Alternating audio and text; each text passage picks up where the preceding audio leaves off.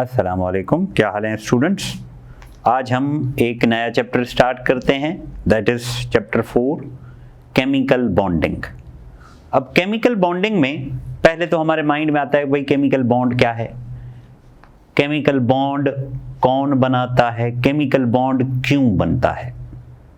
ठीक है, तो केमिकल बॉन्ड एक ऐसी ताकत है, एक ऐसी फोर्स है जो एटम्स को आपस में मिला के रखती है, जोड़ के रखती है, कंबाइन करके रखती है।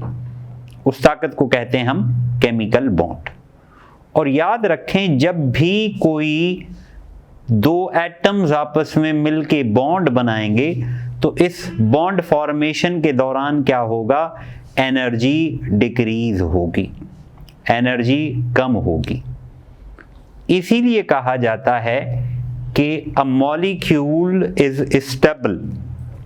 याद रखें, जितनी एनर्जी कम होगी उतना सिस्टम स्टेबल होगा, जितनी एनर्जी ज्यादा होगी उतना सिस्टम अनस्टेबल होगा।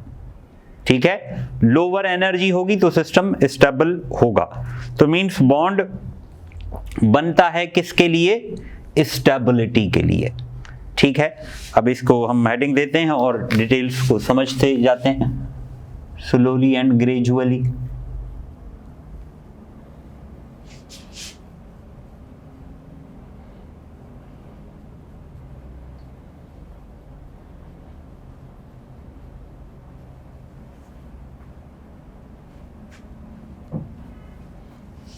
ठीक है, केमिकल बॉन्डिंग क्या है। An attractive force that holds atoms together।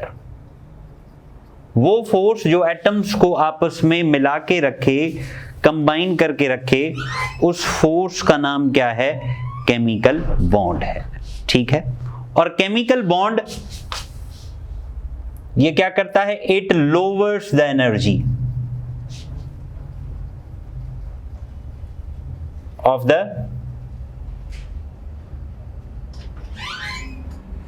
system।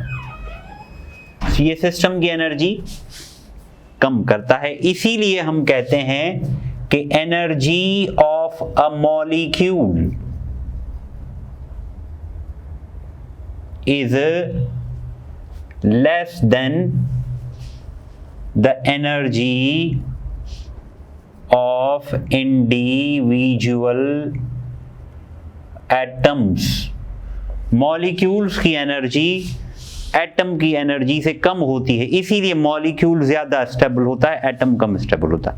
ये तो हमने इसका देख लिया एनर्जी के हिसाब से डायमेंशन। अब हम देखते हैं कि आखिर एटम्स में ऐसा क्या है कि वो केमिकल बॉन्ड बनाना चाहते हैं। तो याद रखें, जैसे हम किसी ना किसी को आइडियल बनाते हैं या किसी ना किसी को हम सोचते हैं कि हम इस जैसे बन जाएं, तो सेम केस एलिमेंट्स ने भी किसी ना किसी को अपना आइडियल बनाया हुआ है, अपने लिए नोबल बनाया हुआ है कि एलिमेंट्स चाहते हैं कि वो भी उन जैसे हो जाएं। ठीक है, तो वो उन जैसे कौन है, तो याद रखें पीरियोडिक टेबल में जो एलिमेंट्स हैं 8th ए ग्रुप, जिन्हें नोबल गैसेस कहते हैं, तो हर कोई एलिमेंट चाहता है कि वो उनकी तरह हो जाए। उनकी तरह हो जाए तो ऐसी क्या खास बात है उनमें ये खास बात है कि उनके लास्ट शेल फुल है, उनका लास्ट शेल कंप्लीट है, उनके लास्ट शेल में इलेक्ट्रॉन्स पूरे हैं। लास्ट शेल में इलेक्ट्रॉन्स पूरे होने की वजह से क्या होगा, वो बॉन्डिंग में पार्टिसिपेट नहीं करते अंडर नॉर्मल कंडीशंस। तो इसी लिहाज से दूसरे एटम्स भी चाहते हैं कि उनका लास्ट शेल कंप्लीट हो।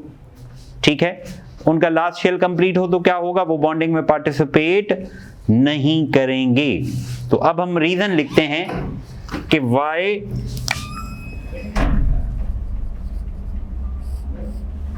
Chemical bond is formed. तो इसका पहला रीजन ये है कि एलिमेंट्स क्या चाहते हैं कि they want to be like 8th A group, और 8th ग्रुप क्या है? नोबल गैसेस है। ये नोबल गैसेस की तरह बनना चाहते हैं। पहली बात ही, नोबल गैसेस में ऐसा क्या है? तो नोबल गैसेस का क्या है? They have last shell complete.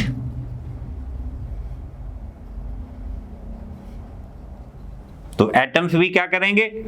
To have complete valence shell, last shell, last shell अपना पूरा करना चाहेंगे। ठीक है, समझ में आ रही बात या इसमें कोई कंफ्यूजन है? तो अब इनके पास लास्ट शेल कंप्लीट है, इसी वजह से ये किसी के दर पे नहीं जाते कि इलेक्ट्रॉन दे दो, दे दो बाबा, दे दो इलेक्ट्रॉन दे दो। ठीक है, क्यों? क्योंकि they have last shell full, उनका लास्ट शेल फुल है, तो ये बॉन्डिंग में पार्टिसिपेट नहीं करते आम कंडीशंस में। तो अब दूसरे एटम चाहते हैं कि उनका लास्ट शेल कंप्लीट हो, लेकिन कंप्लीट होता नहीं है। तो इस वजह से क्या करेंगे वे कि कंप्लीट करने के लिए electrons are lost, electron loss होंगे। ठीक है, या electron are gained, electron gain होंगे, या क्या होंगे? शेयर्ड होंगे। इलेक्ट्रॉन या लॉस होंगे, या गेन होंगे, या शेयर होंगे। यहां हम एक एग्जांपल कर लेते हैं नोबल गैसेस का, कि भाई नोबल गैसेस में आखिर ऐसी क्या खूबी है जो किसी और में नहीं। हीलियम ले लेते हैं, 1s2, लास्ट शेल पहला है, पहले में 2 इलेक्ट्रॉन आने चाहिए, इसके पास 2 हैं, तो means this configuration shows that it is stable. ठीक है, लेकिन अगर हम इसको कंपेयर करें हाइड्रोजन के साथ, तो 1s1 लास्ट शेल कंप्लीट है? नहीं, इनकम्प्लीट है। तो इनकम्प्लीट होने की वजह से ये क्या होगा? ये होगा अनस्टेबल। इनकम्प्लीट तो अनस्टेबल, ये कंप्लीट तो स्टेबल। सेम केस अगर हम सोडियम लें, सोडियम का एटॉमिक नंबर 11, कॉन्फ़िगरेशन करें 1s2, 2s2, 2p6, 3s1। मैंने आपको लास्ट शेल निकालना बताया था कि जो सबसे बड़ा नंबर हो वो लास्ट शेल है, तो इसका बड़ा नंबर कौन सा है? 3, तो लास्ट शेल हो गया इसका 3। इस 3 में कितने इलेक्ट्रॉन हैं? 1। अब कंप्लीट होना चाहिए, तो इस कंप्लीट की क्या डेफिनेशन है वो पॉइंट लिखेंगे हम। कंप्लीट का मतलब कि होने चाहिए या 8 इलेक्ट्रॉन्स, और जिसके पास 8 इलेक्ट्रॉन्स होंगे, या होने चाहिए 2 इलेक्ट्रॉन्स, और 2 इलेक्ट्रॉन हीलियम वगैरह हाइड्रोजन वगैरह फॉलो करते हैं। 8 इलेक्ट्रॉन जिसके पास होंगे, हम कहेंगे उसने ऑक्टेट रूल फॉलो किया। Octet means 8। जिसके पास 2 इलेक्ट्रॉन होंगे, हम कहेंगे उसने डुप्लेट फॉलो किया। तो इसके लास्ट शेल में कितने इलेक्ट्रॉन्स हैं? ये डुप्लेट हाइड्रोजन या हीलियम वगैरह के लिए, लिथियम बेरिलियम भी हो सकता है। ठीक है, यहां देखो लास्ट शेल में कितने इलेक्ट्रॉन हैं? 1। होने कितने चाहिए थे? 8। तो मींस लास्ट शेल क्या हुआ? इनकम्प्लीट हुआ। इनकम्प्लीट हुआ तो ये क्या होगा? अनस्टेबल होगा। सेम केस अगर नियॉन देखो तो कॉन्फ़िगरेशन क्या होगी? 1s2, 2s2, 2p6। तो नियॉन के पास लास्ट शेल कौन सा है? मैंने बताया है जो बड़ा नंबर होगा वो लास्ट शेल होगा। बड़ा नंबर 2 है। इस 2 में कितने इलेक्ट्रॉन्स हैं? काउंट करो, 2 और 6 8। तो लास्ट शेल फुल है। फुल है तो इसका मतलब ये क्या है? स्टेबल है। ठीक है, तो ये रीजन है एटम कहां जाते हैं? बॉन्डिंग में जाते हैं। हमने कहा कि लास्ट शेल फुल नहीं है। चलो एक और मिसाल कर लेते हैं। हम लेते हैं फ्लोरीन 9, 1s2, 2s2, 2p5। ठीक है, 1s2, 2s2, 2p5। इसका लास्ट शेल कौन सा है? इसका लास्ट शेल है 2। 2 में कितने इलेक्ट्रॉन्स हैं? 7। ठीक है, तो 2 में 7 इलेक्ट्रॉन्स हैं, तो मींस ये भी क्या हुआ? इनकम्प्लीट हुआ। अब इनकम्प्लीट हुआ तो क्या करेगा, ये 8 करने चाहेगा, ये भी 8 करना चाहेगा, ये भी 8 करना चाहेगा, मीन्स ये भी ऑक्टेट करना चाहेगा, ये भी ऑक्टेट करना चाहेगा। अब याद रखें, हम उधार किसी को देते हैं तो थोड़े से पैसे देते हैं, तो यहां पर भी इलेक्ट्रॉन लॉस हो सकते हैं, या 1 हो सकता है या 2 हो सकते हैं। तो गेन भी कितने हो सकते हैं, 1 भी हो सकते हैं या 2 हो सकते हैं, ठीक है, और किसी सूरत में 3 भी हो सकते हैं, ठीक है। तो इसको कितने चाहिए 8 करने के लिए, इसको 7 चाहिए। 7 कोई देगा नहीं, तो 7 कोई मिलेगा नहीं, तो ये रोता रहेगा, लेकिन इसको कोई मशवरा देगा कि भाई बजाय आप 7 किसी को दो, किसी से लो, इससे बेहतर है कि इस 1 से जान छुड़ाओ। जैसे ही ये चला जाएगा तो इसका लास्ट शेल कितना हो गया, 2 दिखाई दे रहा है, ये 6 और 2 कितने हो गए, 8 लास्ट शेल पूरा, ये स्टेबल बन गया। इसको कितने हैं इसके लास्ट शेल में, देखो 7, इसको कितना चाहिए, 1 हर कोई आसानी से दे देगा, हो सकता है सोडियम भी इसको दे दे, और ये तो भाई डॉन है, इसको कोई मना नहीं करता, जिसके दर पे ये चला जाए वहां से इलेक्ट्रॉन लेके निकलता है। लेकिन एक ऐसा बंदा है जो इसको भी नहीं देता, वो कौन है वो आप मुझे बताइएगा। तो यहां देखें 7 इलेक्ट्रॉन है, 1 इसको और मिलेगा तो इसके पास भी 8 हो जाएंगे। तो यहां हमने कहा इलेक्ट्रॉन लॉस्ड और इलेक्ट्रॉन गेन्ड, तो यहां से बातें पता चलती हैं कि केमिकल बॉन्ड कितने किस्म के होते हैं, ठीक है, नोट करें आप इसको। तो शेल फुल है तो स्टेबल है, और देखें अगर शेल फुल है तो ये बॉन्डिंग में पार्टिसिपेट नहीं करेंगे, तो अगर ये बॉन्डिंग में पार्टिसिपेट नहीं करेंगे तो इस वजह से इन्हें कहा जाता है इनर्ट या नॉन रिएक्टिव गैसेस। इनर्ट या नॉन रिएक्टिव या जीरो ग्रुप कहते हैं, क्यों, क्योंकि इनको कितने इलेक्ट्रॉन चाहिए, 0, इस वजह से इन्हें जीरो ग्रुप भी कहा जाता है, बिकॉज दे नीड 0 इलेक्ट्रॉन्स, ठीक है। तो ये थे कि भाई ये इलेक्ट्रॉन लॉस करेंगे, गेन करेंगे, शेयरिंग करेंगे, तो यहां से ये कहां जाएंगे, बॉन्डिंग में जाएंगे। तो अब बॉन्डिंग की टाइप्स, तो हेडिंग देते हैं हम टाइप्स ऑफ बॉन्ड्स, ठीक है। बॉन्डिंग की हमारे पास 3 टाइप्स हैं, there are 3 types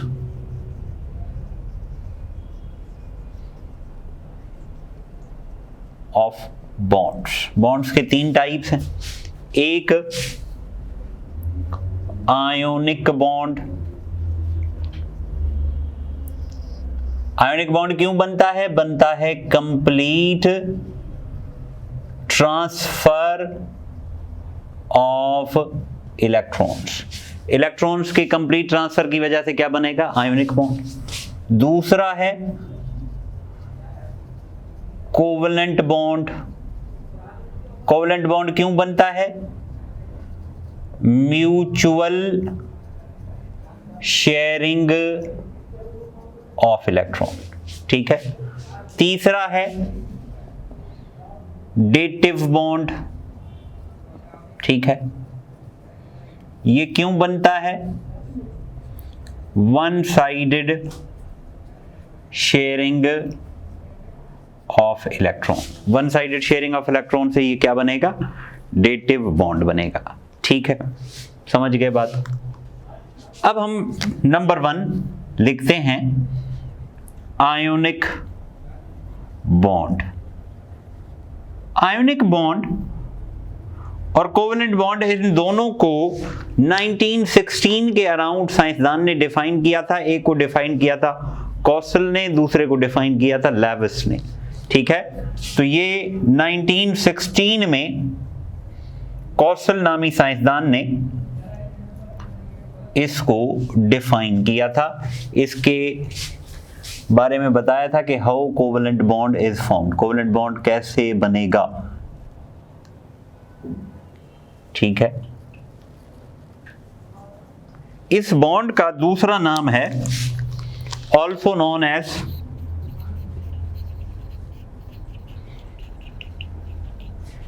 electrovalent bond, ठीक है, also known as electrovalent bond.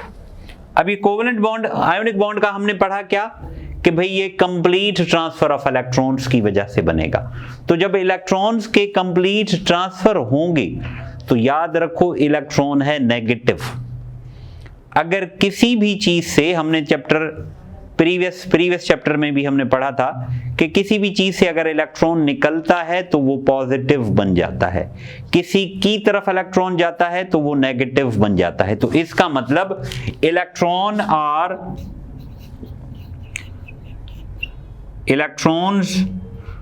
Are completely transferred. Completely transfer होंगे तो क्या होगा, जो एटम होगा, atom that gains electron becomes positive ion, नहीं, गेन्स इलेक्ट्रॉन बिकम्स नेगेटिव। जो इलेक्ट्रॉन गेन करेगा वो क्या बन जाएगा, नेगेटिव। और atom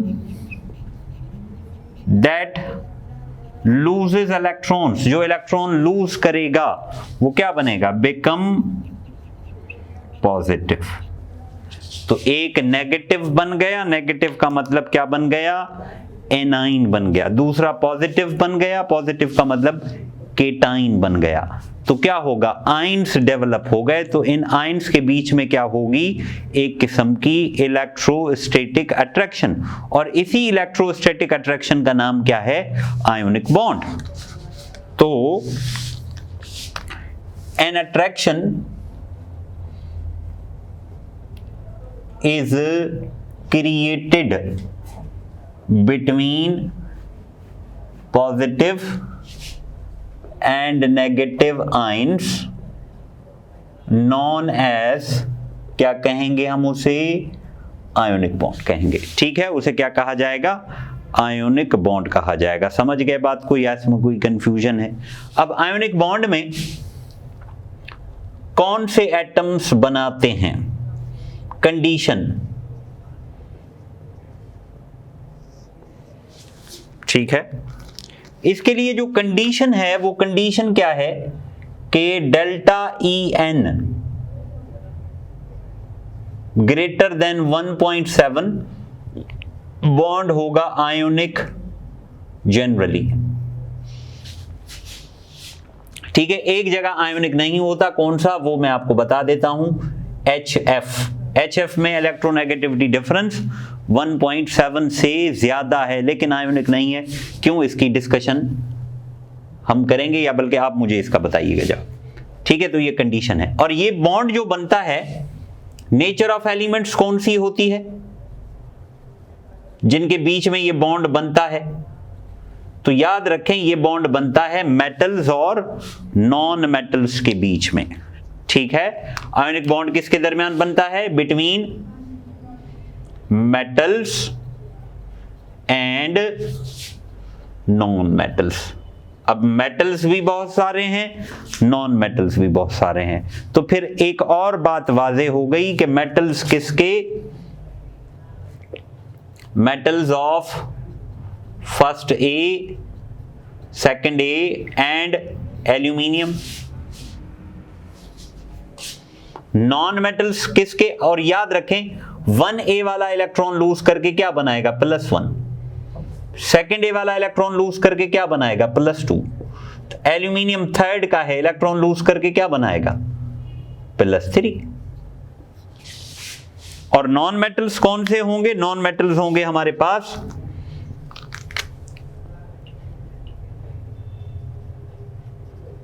non metals of 7th A या 6th A,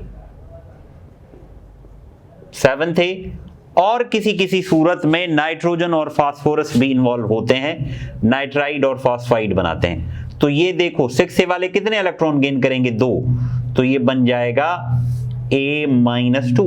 7th A वाले कितने इलेक्ट्रॉन गेन करेंगे, 1, तो ये क्या बन जाएगा, -1। नाइट्रोजन वाले कितने इलेक्ट्रॉन गेन करेंगे, 3, तो ये ऐसे बन जाएगा, नाइट्राइड और फॉस्फाइड। ठीक है, समझ गए बात को। तो 1A वाले एक इलेक्ट्रॉन लूज करेंगे, सेकंड ए वाले 2 इलेक्ट्रॉन लूज करेंगे, थर्ड वाले एल्यूमिनियम जो है वो कितने इलेक्ट्रॉन लूज करेंगे, 3, तो +3 में कन्वर्ट हो जाएंगे।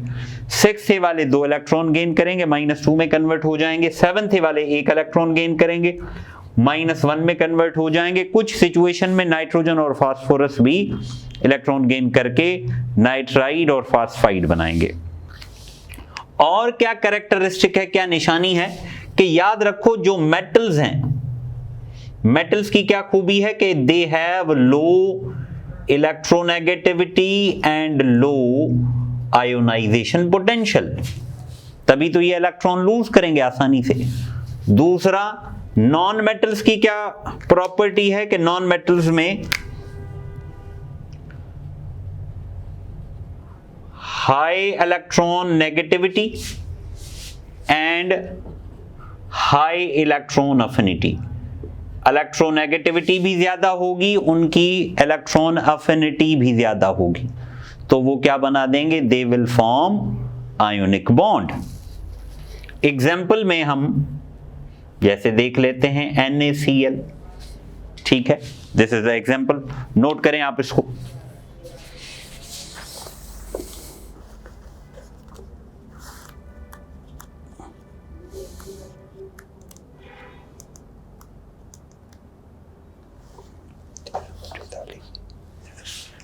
ठीक है, NaCl।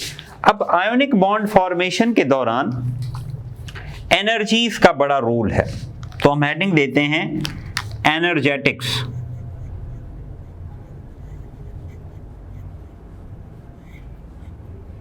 Ionic bond.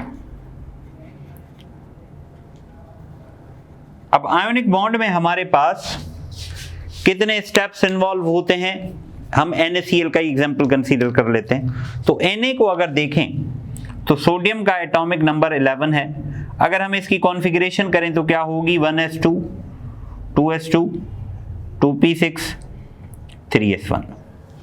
Last shell इसका कौन सा है, 3, तो 3 में कितने इलेक्ट्रॉन्स हैं, 1। तो मैंने आपको बताया हुआ है कि इसको कितने चाहिए, 7 चाहिए। 7 इसको कोई देगा नहीं, तो ये क्या करेगा, ये एक इलेक्ट्रॉन को लॉस कर देगा, जान छुड़ाएगा इससे, तो ये बन जाएगा Na पॉजिटिव। तो Na पॉजिटिव एक इलेक्ट्रॉन लॉस कर दिया, तो इसकी Na पॉजिटिव की क्या कॉन्फ़िगरेशन होगी, 1s2 2s2 2p6। अब देखो इसका लास्ट शेल 2 है और इस 2 में इसके कितने इलेक्ट्रॉन्स हैं, 8। तो इस प्रोसेस के दौरान क्या होगा कि इसको एनर्जी हम देंगे, we will add the energy, और वो डेल्टा H कितनी है, वो है +495 किलो जूल पर मोल। इतनी एनर्जी हम सोडियम को देंगे तभी जाके ये इलेक्ट्रॉन रिमूव होगा, ठीक है। This much of energy is needed. और ये एनर्जी कौन सी है, आप ज्यादा जानते हो कि ये एनर्जी जो डेल्टा H हमने दी है, ये कौन सी एनर्जी है, this is IP, ionization potential, ठीक है जी। ये हो गया इसका step 1, this is step 1।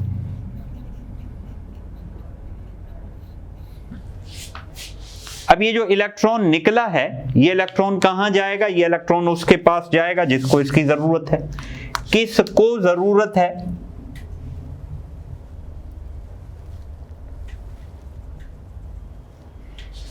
Electron की जरूरत किसको है, ये इलेक्ट्रॉन जाएगा, दैट इज स्टेप 2।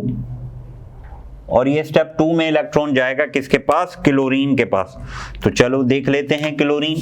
क्लोरीन का एटॉमिक नंबर कितना है, 17। कॉन्फ़िगरेशन करो तो क्या बनेगी, 1s2 2s2 2p6 3s2 3p5, ठीक है। तो इस क्लोरीन के लास्ट शेल कौन सा है, तीसरा, और इस तीसरे शेल में इलेक्ट्रॉन्स देख लो 2 और 5 7, इसको कितना चाहिए, 1 चाहिए। तो ये एक इलेक्ट्रॉन जो सोडियम ने लॉस किया है, ये कहां चला जाएगा, ये क्लोरीन के पास चला जाएगा, और क्लोरीन बन जाएगा नेगेटिव। और इस नेगेटिव की क्या होगी कॉन्फ़िगरेशन, देख लो, 1s2 2s2 2p6 3s2 3p6। अब देखो लास्ट शेल पूरा हो गया। अब यहां जो हमने इलेक्ट्रॉन ऐड किया है, तो यहां भी एनर्जी का चेंज होगा, और वो डेल्टा एच कितना है, -348 किलो जूल पर मोल।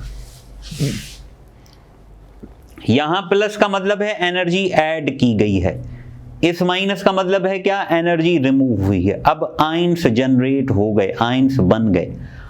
अब ये आयंस एक दूसरे के करीब आएंगे, तो याद रखो जब भी चार्जेस करीब आएंगे तो again they will release energy.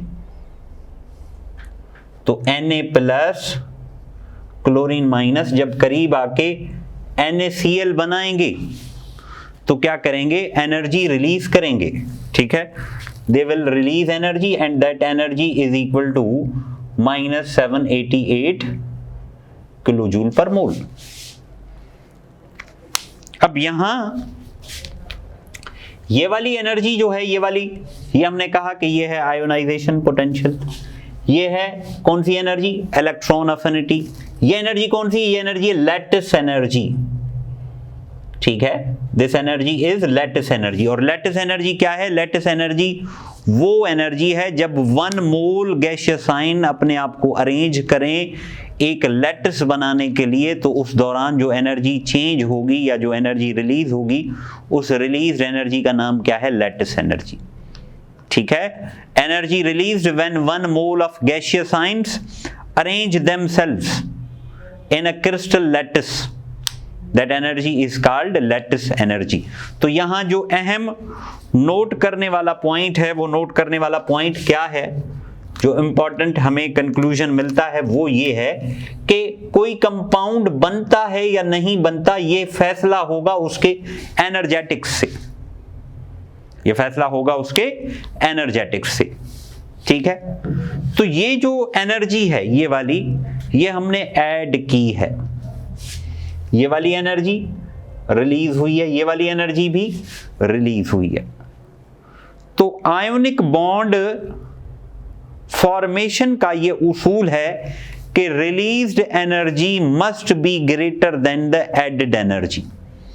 Ions तब बनेंगे जब जो रिलीज्ड एनर्जी हो वो एडेड एनर्जी से ज्यादा हो। ये यूं ही समझ लें कि जैसे कोई प्रॉफिट, जैसे कोई बिजनेस है, तो बिजनेस में हमारी ये टास्क होता है कि अगर हम कोई इन्वेस्टमेंट करें तो हमारे जो इनपुट हो वो हमारे आउटपुट से कम हो, या जो हमें आउटपुट मिले वो इनपुट से कम हो, हाँ, या इनपुट से ज्यादा हो, ठीक है। मिसाल के तौर पे हमने कहीं इन्वेस्टमेंट किए बहुत ज्यादा पैसे, कितने 100 रुपए, ठीक है। अगर हमें वो 100 रुपए 150 होके मिलेंगे तो मीन्स फायदे का काम है, लेकिन अगर वो 100 हमें 50 होके मिलेंगे तो नुकसान का काम है। 100 ही होके मिलेंगे तो ना नुकसान ना फायदा। तो जैसे लोग घाटे का सौदा नहीं करते, वैसे एलिमेंट्स भी घाटे का सौदा नहीं करते, नुकसान का सौदा नहीं करते। वो क्या करते हैं, वो वही कंपाउंड्स बनाते हैं जहां पे रिलीज्ड एनर्जी एडेड एनर्जी से, सप्लाइड एनर्जी से ग्रेटर हो, तो ही आयंस भी बनेंगे और उनके बीच में आयोनिक बॉन्ड भी बनेगा, ठीक है। तो the released energy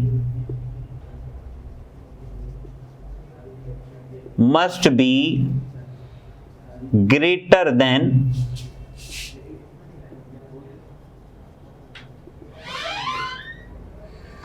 the supplied energy. जो रिलीज एनर्जी है वो सप्लाइड एनर्जी से क्या होनी चाहिए, ज्यादा होनी चाहिए, तभी आयंस भी बनेंगे और आयोनिक बॉन्ड भी बनेगा। Release energy must be greater than the supplied energy, this is the condition for the formation of ionic bond, ठीक है। और ये क्या है, ये गैसियस आयंस हैं, और ये आपको अरेंज करेंगे किसमें, 3 डायमेंशनल सॉलिड स्टेट में। तो this is the ionic bond. अब आयोनिक बॉन्ड की प्रॉपर्टीज, आयोनिक कंपाउंड्स की प्रॉपर्टीज, ठीक है।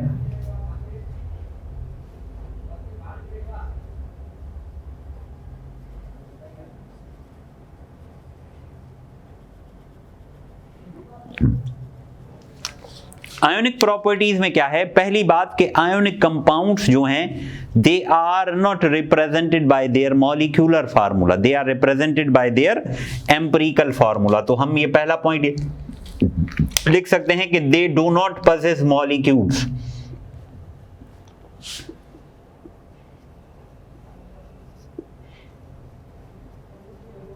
Molecules, and represented by their empirical formula। दूसरा, आयोनिक बॉन्ड आपको पता है कि स्ट्रॉन्ग बॉन्ड होता है, तो इस वजह से जिन कंपाउंड्स में आयोनिक बॉन्ड होता है तो वो क्या होता है, having high melting point and boiling point. उनका मेल्टिंग पॉइंट भी ज्यादा होता है, उनका बॉइलिंग पॉइंट भी ज्यादा होता है, ठीक है। दूसरा, they are conductors of electricity, electricity इनसे पास हो जाती है, लेकिन जैसे आयरन से इलेक्ट्रिसिटी पास होती है आयरन सॉलिड से, लेकिन इनसे इलेक्ट्रिसिटी पास होती है इन फ्यूज्ड और सॉल्यूशन फॉर्म। फ्यूज्ड स्टेट में या सॉल्यूशन फॉर्म में इनसे इलेक्ट्रिसिटी पास होती है, वैसे इनसे इलेक्ट्रिसिटी पास नहीं होती, ठीक है, समझ में आ रही है बात। दूसरा क्या है कि आयोनिक कंपाउंड्स इलेक्ट्रोलाइट्स भी हैं, और क्या है कि they are soluble in water, ठीक है, बल्कि यूं पहले लिख लें, insoluble in organic solvents, soluble in water. कुछ ऐसे कंपाउंड्स हैं जो सॉल्यूबल नहीं होते, ठीक है, वो क्या हैं, वो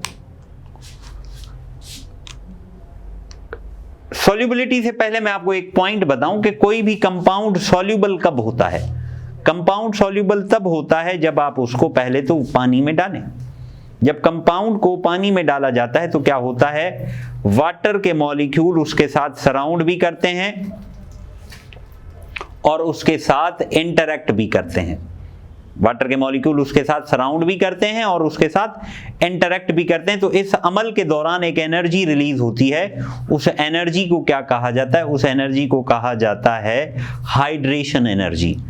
अगर ये हाइड्रेशन एनर्जी लैटिस एनर्जी से ज्यादा है तो कंपाउंड सॉल्यूबल हो जाएगा। लैटिस एनर्जी तो हमने पढ़ा ना कि वो एनर्जी जब आयंस एक दूसरे के साथ मिलके अपने आप को अरेंज करें, किसमें, 3 डायमेंशनल स्टेट में अरेंज करें, क्रिस्टल लैटिस बनाएं, तो उस दौरान जो एनर्जी रिलीज होगी उस एनर्जी को क्या कहेंगे हम, लैटिस एनर्जी।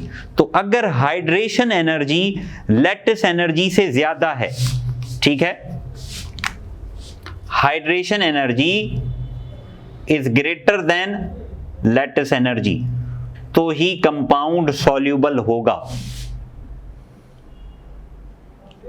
ठीक है, तो ही कंपाउंड सॉल्यूबल होगा। अगर ये कम होगी तो सॉल्यूबल नहीं होगा।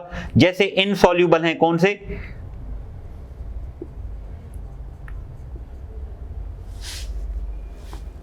इनसॉल्यूबल कंपाउंड्स, फ्लोराइड्स,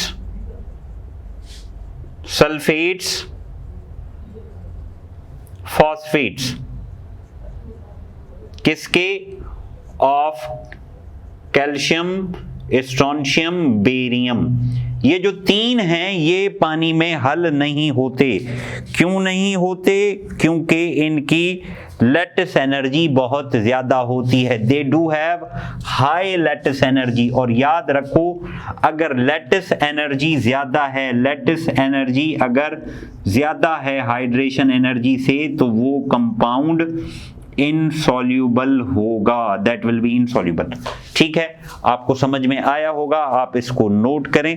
तो हम इसके कुछ एमसीक्यूज करते हैं।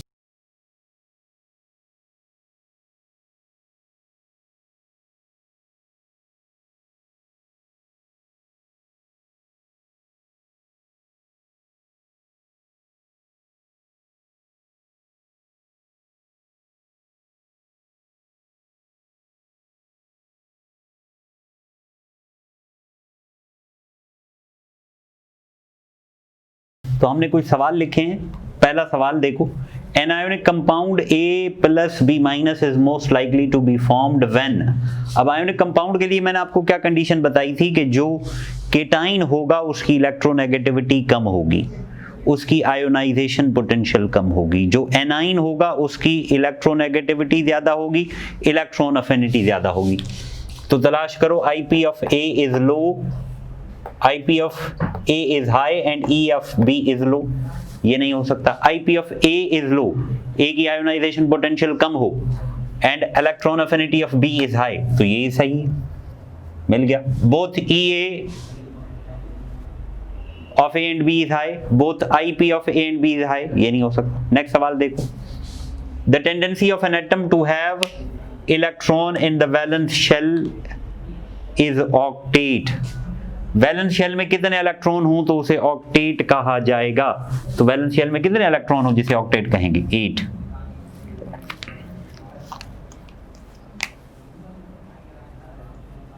नेक्स्ट देखो, if A z is equal to 6 and B z is equal to 4 their formula will be। अब ये बेहतरीन सवाल हैं, ऐसे आपको मिलेंगे। अब इसकी कॉन्फ़िगरेशन करें तो इसकी कॉन्फ़िगरेशन क्या होगी, देखो 6 वाले की 1s2 2s2 2p2, इसकी 1s2 2s2। अब देखो इसके लास्ट शेल में कितने इलेक्ट्रॉन्स हैं, लास्ट शेल है 2, ठीक है। और इसके लास्ट शेल में कितने इलेक्ट्रॉन्स, 2 नहीं, लास्ट शेल में है 4 इलेक्ट्रॉन्स। इसके लास्ट शेल में कितने इलेक्ट्रॉन्स हैं, 2, ठीक है।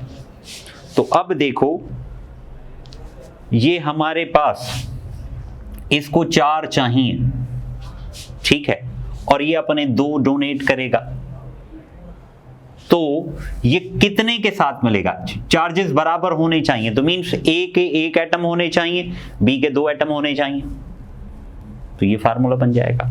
अगला देखो, इफ A, इसका Z की कॉन्फ़िगरेशन ये क्या होगी, देखो 1s2 2s2 2p6 3s1। इसकी कॉन्फ़िगरेशन 1s2 2s2 2p4, ठीक है। इसके लास्ट शेल में कितने इलेक्ट्रॉन्स हैं, 1, तो इसका चार्ज बनेगा 1। इसके लास्ट शेल में कितने इलेक्ट्रॉन हैं, देखो 6, तो इसका चार्ज क्या बनेगा, -2। तो फार्मूला बनते वक्त वैलेंसी क्रॉस होती है, या जितने ये होने चाहिए उतने ये होने चाहिए। तो ये -2 है तो ये क्या होने चाहिए, +2, तो मीन्स A 2 होने चाहिए। ऐसे तस्वर कर लो या वैलेंसी को क्रॉस कर दो, तो ये कितना हो जाएगा, A to B। अगला सवाल देखो, if X is equal to 13, इसका एटॉमिक नंबर 13 है, इसका 17 है, तो 13 वाले की लास्ट शेल में कितने आएंगे, 3 आएंगे। आप ऐसे भी कर सकते हो, पहले में 2, दूसरे में 8, तीसरे में 3। इसका पहले में 2, दूसरे में 8, तीसरे में 7, ऐसे वर्बली आपको याद है तो भी कर लो। तो इसके लास्ट शेल में कितने आएंगे, 3, तो ये 3 लूज करेगा, तो इसका चार्ज क्या बनेगा, या कॉन्फ़िगरेशन कर लूं। हो सकता है आप में से कोई साइंसदान हो जिसको समझ में नहीं आए और फिर बात मेरे गले पड़ जाए। ब्लू पेन कहाँ गया, तो ये हो जाएगा 1s2 2s2 2p6 3s2 3p1, ठीक है। लास्ट शेल में कितने इलेक्ट्रॉन्स आ गए, लास्ट शेल में 3। इसका देखो 1s2 2s2 2p6 3s2 3p5, इसके लास्ट शेल में कितने आ गए, 7। तो इसको मैंने आपको बताया था, 1 होगा लूज हो जाएगा, 2 होगा लूज हो जाएगा, 3 होगा लूज हो जाएगा, इससे ज्यादा होंगे लूज नहीं होंगे, गेन होंगे। 6 होंगे 2 गेन होंगे, 7 होंगे 1 गेन होगा, 5 होंगे 3 गेन होंगे। तो यहां देखें ये 3 लूज करेगा, ये 1 गेन करेगा, तो इसका चार्ज, x का चार्ज क्या बन जाएगा, x का चार्ज बन जाएगा 3, इसका चार्ज क्या बन जाएगा 1। तो फार्मूला क्या बनेगा, इसके 3 उधर चले जाएंगे तो बन जाएगा XY3। अगला सवाल देखो, if x is equal to 12 7, तो इसके लास्ट शेल में कितने चले जाएंगे, कॉन्फ़िगरेशन समझिएगा 2, तो x का चार्ज होगा 2। इसके लास्ट शेल में 7 मींस पहले में 2, दूसरे में 5, तो इसका चार्ज क्या होगा 3। इसका चार्ज 3 होगा तो वैलेंसी क्रॉस होगी यूं, तो क्या होगा x3y2।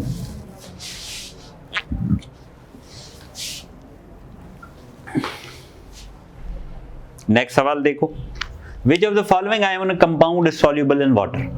सारे आयोनिक कंपाउंड सॉल्युबल थे सिवाय 3 बातों के, कैल्शियम, बेरियम, स्ट्रोंशियम के, क्या वो यहां काम आएंगे। पोटेशियम सल्फेट सॉल्युबल है, कैल्शियम फ्लोराइड नहीं है, स्ट्रोंशियम सल्फेट नहीं है, तो this is soluble. Which of the following is insoluble. Insoluble क्या थे, फॉस्फेट, फ्लोराइड, सल्फेट, किसके, कैल्शियम के, बेरियम के, स्ट्रोंशियम के, तो कौन से इनसॉल्युबल हैं, सारे। आगे देखो, the ionic compounds are represented by, ionic compound को किससे जाहिर करते हैं, by their empirical formula. Next देखो, which of the following is not the characteristic of ionic compound. Ionic compound का कौन सा कैरेक्टरिस्टिक नहीं है, conductors of electricity in fuse state, हाँ। Conductors of electricity in solution form, yes. Conductors of electricity in solid form, no, ये character नहीं है, note कर लें इसको। आगे देखें, consider the following 2 sets of energy changes. 2 sets हैं और नीचे हमें स्टेटमेंट लिखी हुई है, देखो ये यहां 300, 400, 600, 500। अगर हम देख लें कि भाई यहां ओवरऑल प्रॉफिट कितने का है, तो प्रॉफिट देखो 1000 हमें प्रॉफिट हुआ है, 300 हमारी इन्वेस्टमेंट है, तो प्रॉफिट यहां कितना हुआ 700। यहां प्रॉफिट देख लो, 500 की इन्वेस्टमेंट, 1000 मिला तो मींस 500 का प्रॉफिट। अब सवाल देख लेते हैं, identify the correct statement. AB is more stable then XY। मैंने आपको बताया था कि एनर्जी जो रिलीज होगी वो ज्यादा होगी, सब्सटेंस स्टेबल होगी, तो किसकी ज्यादा एनर्जी है, XY की, तो XY is more stable then AB। XY AB से ज्यादा स्टेबल है। नेक्स्ट सवाल देखो, which of the following having duplet, किसका डुप्लीट है। डुप्लीट का मतलब लास्ट शेल में कितने इलेक्ट्रॉन्स हैं, 2, किसका डुप्लीट है, तो डुप्लीट किसका है, सिर्फ हीलियम का, ठीक है। नेक्स्ट देखो, which one atom transfers 1 electron when 1 atom transfers 1 or more electron to other, तो ट्रांसफर की वजह से कौन सा बॉन्ड बनता है, आयोनिक, ठीक है, नोट कर लें इसको।